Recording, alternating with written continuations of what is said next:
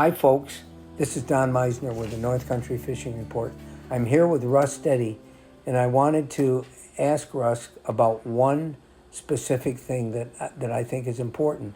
Now, in the wintertime, Russ, you are a ski instructor at Titus Mountain, and you teach, I would think, over the winter's time, thousands of kids how to ski. And you touch a lot of people's lives. But the other thing is, when you're not doing that or not fishing, you're still out enjoying the tremendous resource we have in New York State. And you know, one of the things I wanted to tell people about is I don't think as many people use some of our trails as they could really enjoy. What is it like for you? Why do you go? You try to climb you climb mountains, and what is it? What does it give you that makes this such an important part of your life, going on these hikes? Well, listen, I have started hiking the last few years, and I'm by far and still, I don't know about a novice, but there's a lot of people out there listening right now that are much more avid hikers than I am. And there's 46ers out there, and there's people that have done a whole lot more than I have.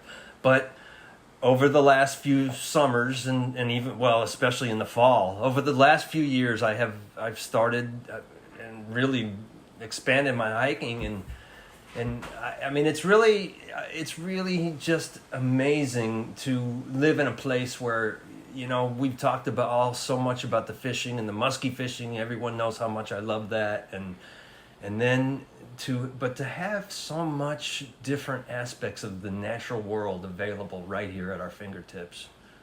I mean, I love climbing a mountain and being on top of it. I mean, it's brutal, hard work. Everybody that knows about these trails, I used to hike out west a little bit, and it was all switchback. And switchback makes it a little bit easier. It makes it longer, but it's a little bit easier to go up the mountains. And these Adirondack trails, they point straight up the mountain, and up they go. And there's something really special about that, and it's different. And so it's more like a climb, but it's not technical climbing. It's just going up, and then so it's so physically exhausting, which is just absolutely, it's exhausting, but it's also washing, it's cleansing. And then you get up to the top and just have the views and the fresh air and just the sense of accomplishment. And everybody loves being on top of a mountain. So, listen, there's a lot of people out there that can talk about mountain climbing and mountain Well, that hiking. isn't what this was. It's not about your skill or expertise. It's about what it brings into your life. That's what I really want. Yeah, it's added a huge component to my fulfillment as a person, as a human. I mean, there's something ineffable. There's that word again. It just means something that you're asking me to put words onto something that's really hard to, so important and valuable and so rewarding that it's almost too hard to actually describe. What is the meaning of life? Well, it's loving your family. It's being with the people that you love, and it's being in the outdoors. I don't know, and it's doing service for others. Well, speaking of being in the outdoors, I don't want to leave this without asking you something that you told me that just I found fascinating. When you and I are fishing, one of the things that goes on every time we go out, fortunately, is you say to me, 11 o'clock, the bald eagle, and up we look, and there's that beautiful bird that I hope we never get to take that for granted, because years ago that would have never happened. And it's a huge part of our fishing day to be able to see that and listen to the ospreys talking nearby, knowing what they're doing, that they're going fishing. And speaking of that, you told me that a lot of times you and your wife will take off and go over by Paul Smith's to some of the ponds that you know and just have a nice day on the pond. But tell everybody about what you told me about your encounter with the loons, because I found this fascinating. It's kind of a long story. You want me to tell a short version now, or do you want to save it for another day? Tell a short version now. Listen, we were on a set of ponds, two ponds that are connected by a really narrow waterway with a bridge over it.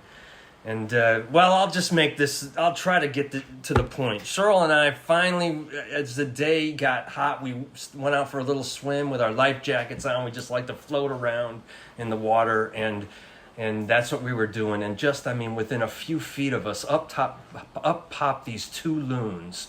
And the loons we'd seen all day, but they came up right near us, which was startling. And I immediately suspected aggression, and maybe we were in their territory near a nest.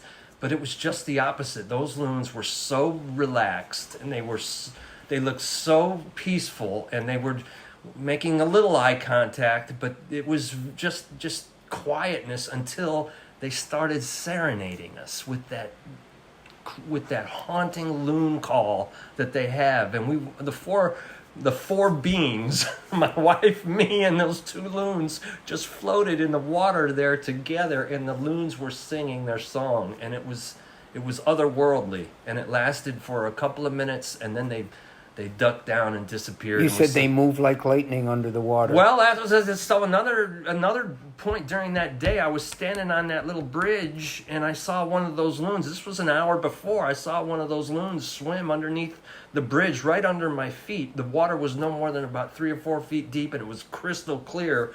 That loon looked like a black and white missile going under the water. It was swimming as fast as you could imagine it flying.